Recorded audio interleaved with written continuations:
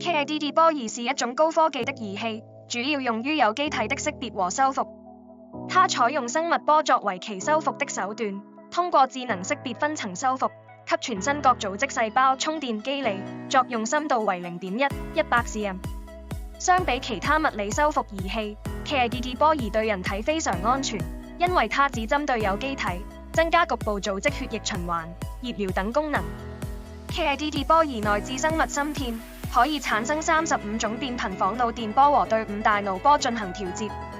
它還可以對生物電進行調節，幫助人體補充和調整生物電，主要作用於人體細胞膜電位，來調控細胞膜的通透性及細胞的功能，使細胞活性正常化，類似人體細胞的充電器。此外，KIDD 波儀還可以對生物鐘進行調節，通過對間腦和松果體的刺激來改善人的生物鐘，調節睡眠、醒來和代謝功能，達到健康和延壽的效果。總的來說，KIDD 波儀是一種獨特的高科技儀器，可以通過智能識別分層修復、生物波調節、生物電調節和生物鐘調節等手段，來改善人體健康和延壽的目的。